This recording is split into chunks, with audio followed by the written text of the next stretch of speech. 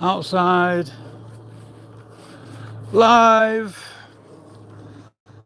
See who's coming outside now. I want to try and give me some visual stimulus to stay in my yard. It's not intimidation physically. It's how would you put it? Trying to elicit fear where it doesn't exist. I just don't want to get settled, me. That's why I'm recording everything that I do. It's hot out here, boy. Oh, look. It is fucking hot out here, mate.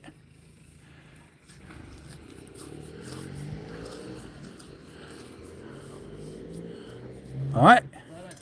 What are you up to, gardening? No, I'm digging the garage out a bit to get my van in. Hey, what are you lot corrugated the other day? What, that metal sheet? Yeah. Well, my mate. Yeah, fucking swearing coming down here, man. Yeah. Fucking too much for him. Alright, bud. Yeah, man. Yeah.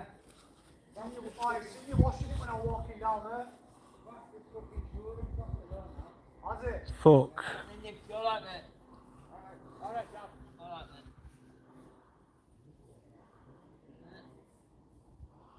mate. Alright, Das.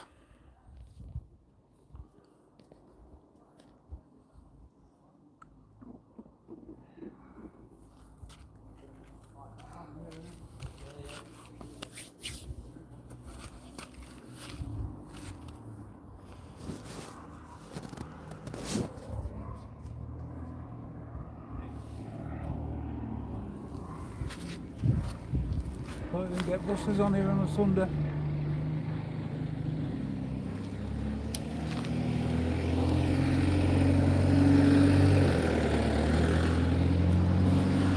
No, you got buses on here on a Sunday.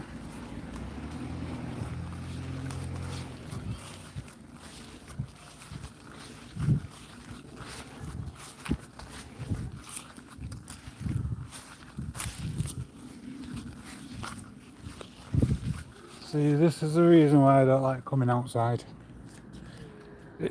There is nothing, as you can see, to be fearful of. What it is the games. Everything's like a fucking minefield. Literally like a fucking minefield. And you don't know who's saying what to you and for why. And I know this is the way of the world and shit, but for me, for my money, I'd rather not. Can't be fucking arsed with them. Because the minefield you're stepping through, it's full of malice. It isn't normal interactions. These interactions are predicated on wanting to do something malicious. You understand what I'm saying? Not nice. Not nice. Can't be asked. So, I mean, one time I was in Tesco's. I mean, this is how they do it, right?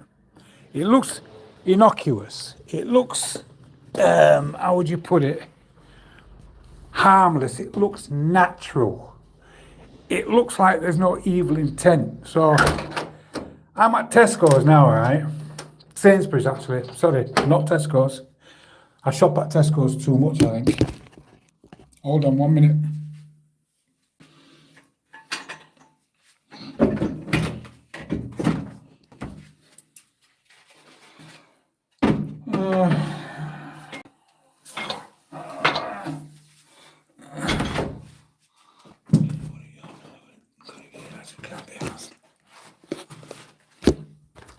So, I'm at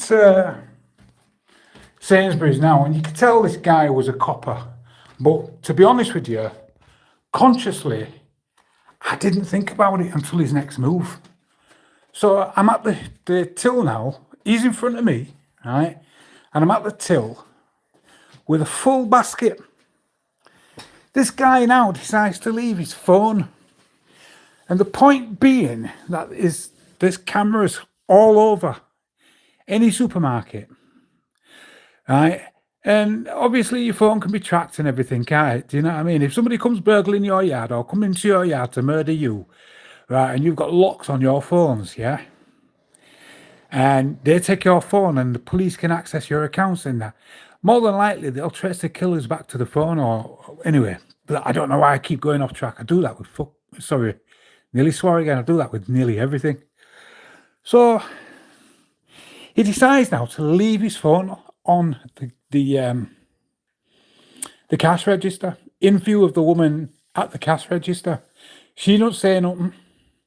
So straight away, instantly, I knew that it was a setup. See, if I take that phone, it's not possession is 9/10 of the laws, losers, weepers, take it back to school. You know what I mean? That's not what's going to happen. It's a theft. It's a theft. You should hand things in. If you find something, hand it in, innit? Right? So this guy now, I'm shouting him, and he's carrying on about his business, you know, so I had to run the length of the supermarket now. Stop him just to give him back his fucking phone. I had to stop him. Sorry, I just done it again. I just sworn again. I had to stop him to give him back his phone. The man had left the phone there deliberately knowing who I was to set me up. Do you understand? That's exactly what he's done. And you see these neighbours, right? They're listening to everything that I do. You've got to understand that as plans are formulated, they're organic and they're instantaneous. They'll be listening up to me now, and then they'll change what's going on. They've heard what I've said, right? And whilst I was watching this Sonia Massey video, I could hear laughter outside, and I thought, do you know what it is? It's got nothing to do with fear. Why I go out has got nothing to do with fear. The authorities come in here, right, and they have been doing, I've noticed this since Cleckheaton.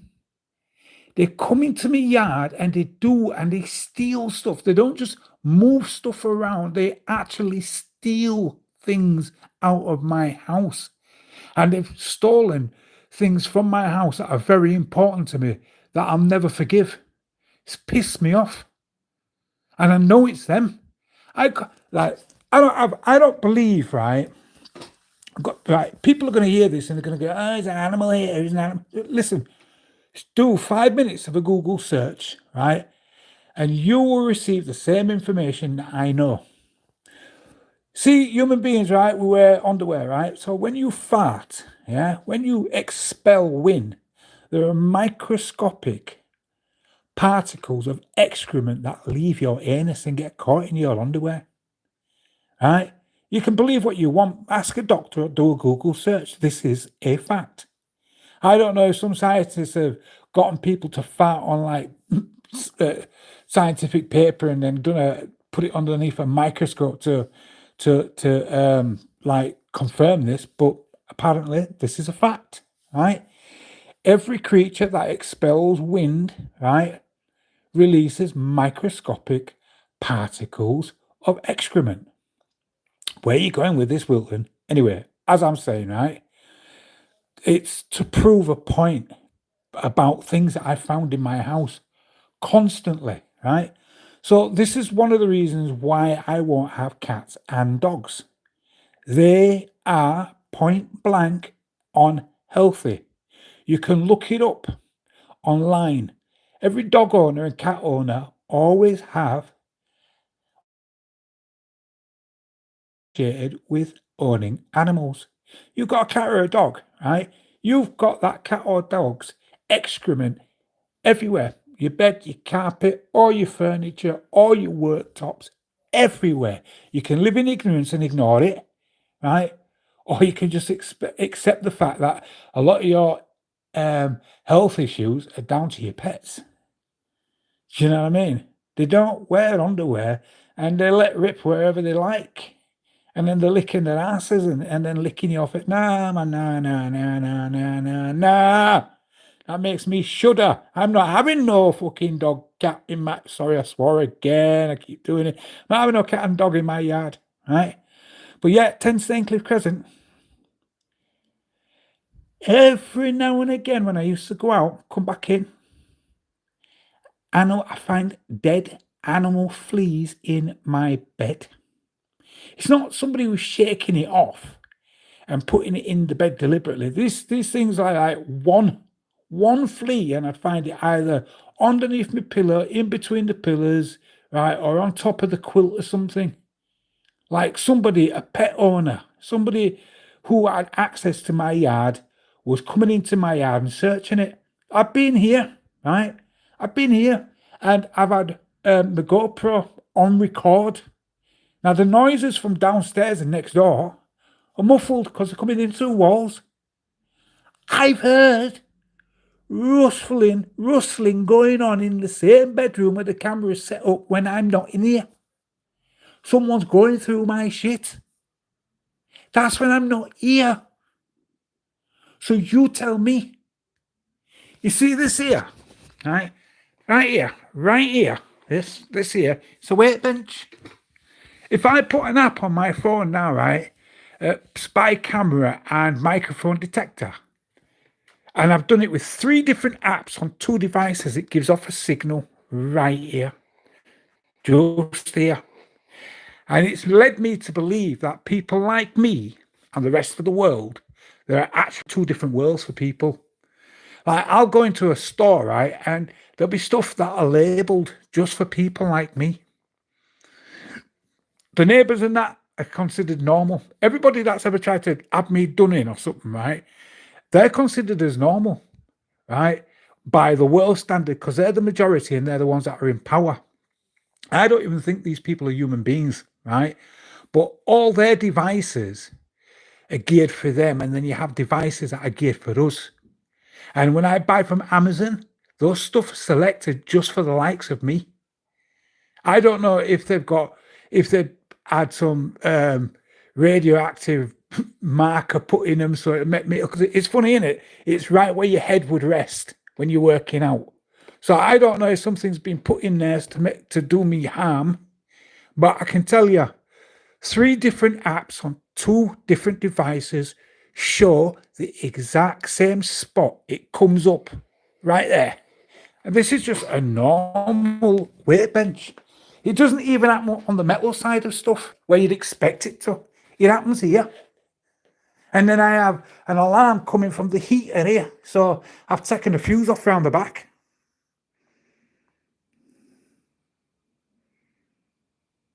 Why don't you not see my face? Maybe because I'm an ugly old cunt. Yeah, this is my face, mate. Whoever Andrew Magnamacito is, if that's the way you want to pronounce your tag name, mate. Yeah, if that's the way. Listen, I'm not telling you that I'm no hard man and no bad man, right? One time, down in Burtby now, right?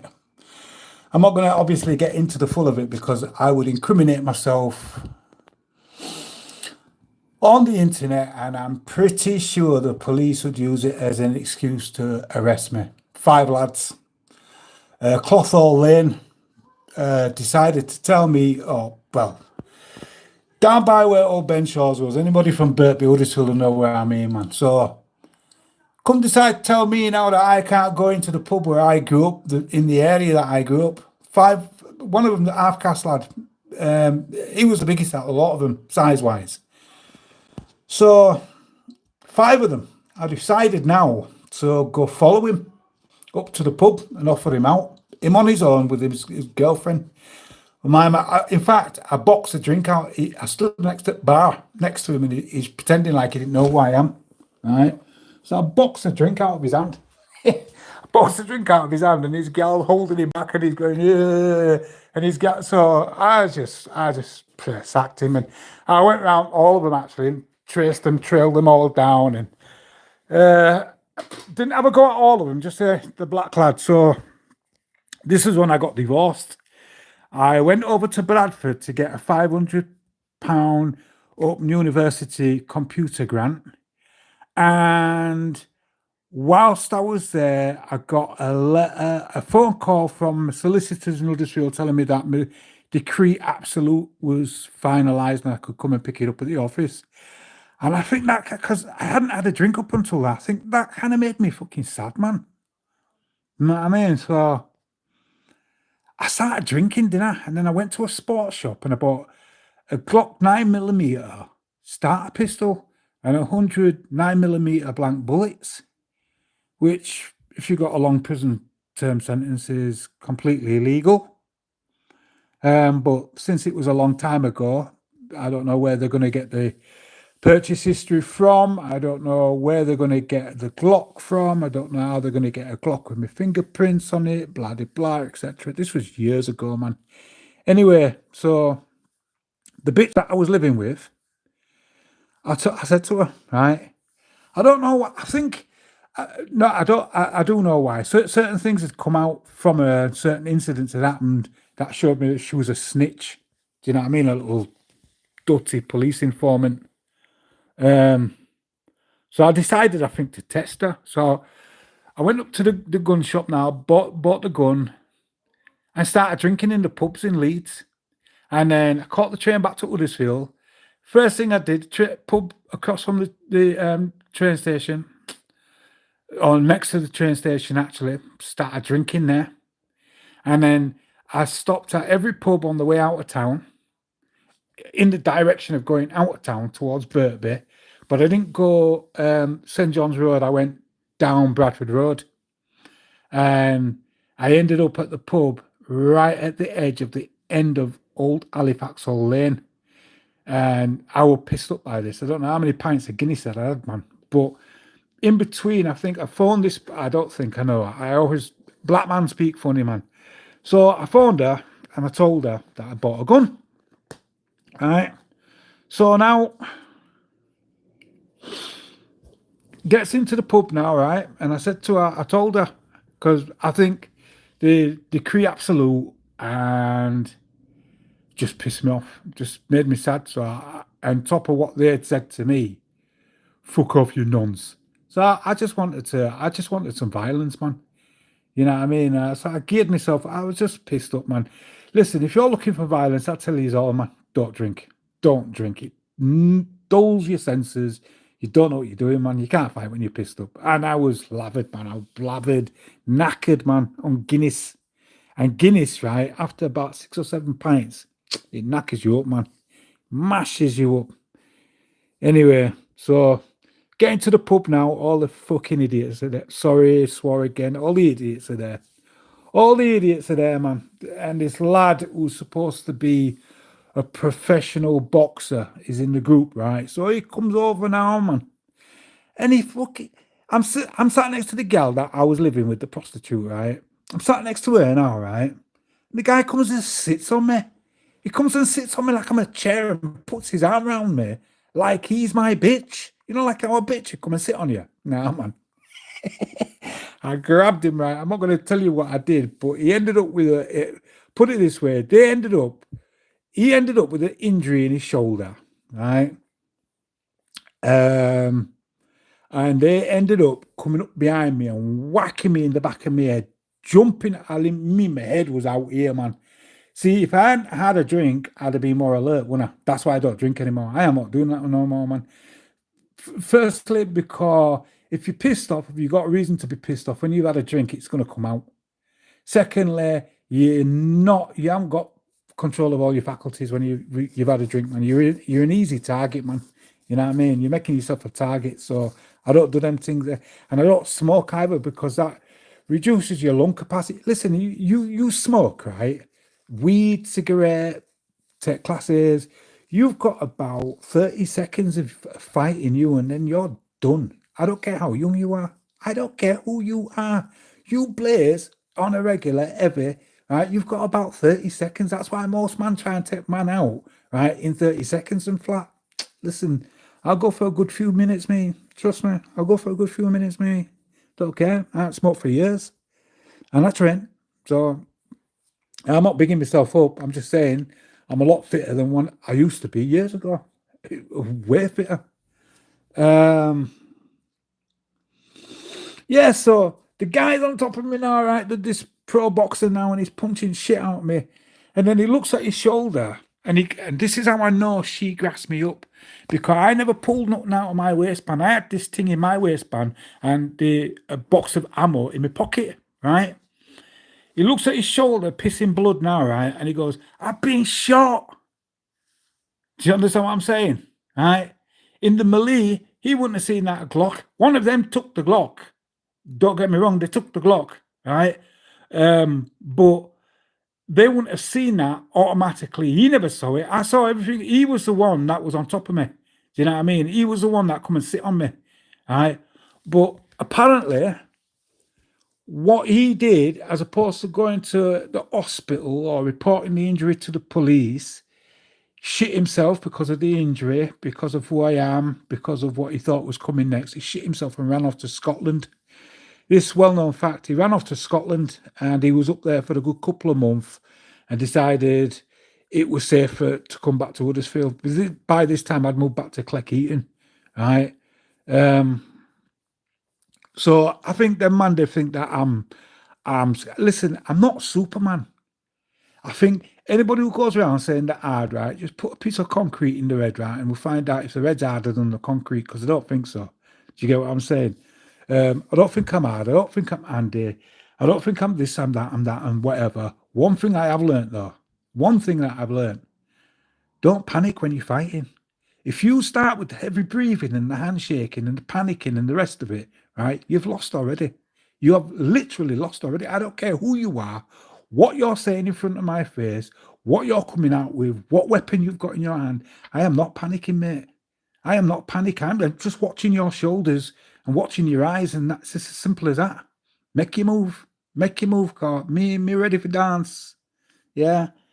Well, like I said, I'm not going to go front anything and start trouble, because starting trouble, you always end up a cropper.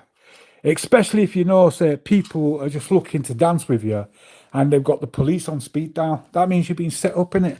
So I'd be a bit of an arsehole, an egotistical arsehole, to be going and looking trouble with people when I know for a fact that the police are just waiting to scrape me up, probably told them what to do, what not to do, and this, that, and the other, coached them, and they're waiting on speed dial to just scrape me up. Any minor infraction on here, a neighbour walking by me saying something out the window, not to them, but something out the window, earshot, that they think is directed at them. If I put a camera out the back, at the back window, for the guy walking down the road, I had the police, 2 Asian coppers come racing to the same house that he stayed at. The neighbour around here saw a camera pointing around the back, must have thought she could do something about it. Next day, you seen it on film, the police is here. So I went outstanding, man. You know what I mean? Because I know the law. I want to put that camera up there, right, facing the way it was facing, if I thought I could be prosecuted. And at the end of the day, it was in response to being woken up 3-4 o'clock in the morning by them going into their porch. Not 1, not 2, but 4 or 5 times. Yeah.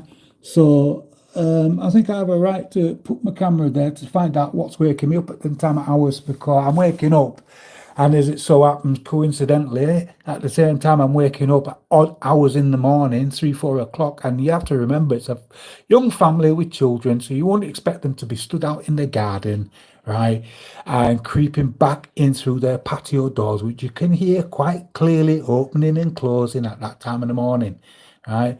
So I don't know. Is it a coincidence 3-4 times? I don't think so. You know what I mean? Not given all those circumstances. I just went outside just now because people want to look at me. They want to screw up the face, clench up the face, walk about with the dogs. They've got the backing of the police and the council. They've got the backing of the police and the council. I am not going up in them woods at 1 o'clock in the morning and advertising that I'm there and getting a bunch of people coming up there, or even one of them coming up there to say, "Oh, I'm going to start trouble with you." Do you know why? Because very unlikely that you're going to be able to film anything, right? And there's no escape. How long is it going to take the police to get up there? Start trouble. Listen, it's a battle to the conclusion, right? You know what I'm saying? That's why when I go out to woods and that and go camping, wild camping and that, you don't see anybody. You don't see anybody because they're happy and secure in the little suburbia with the mobile phones and the police won't speak down. And I'm not saying that I'm looking for trouble. You have to understand, I'm not telling you that I'm looking for trouble.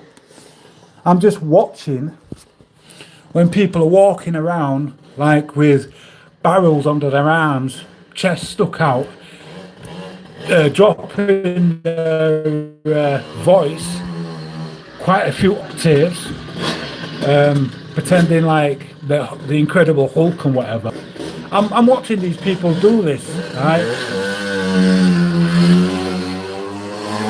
Fucking noisy, them, aren't they? Anyway, scooter man.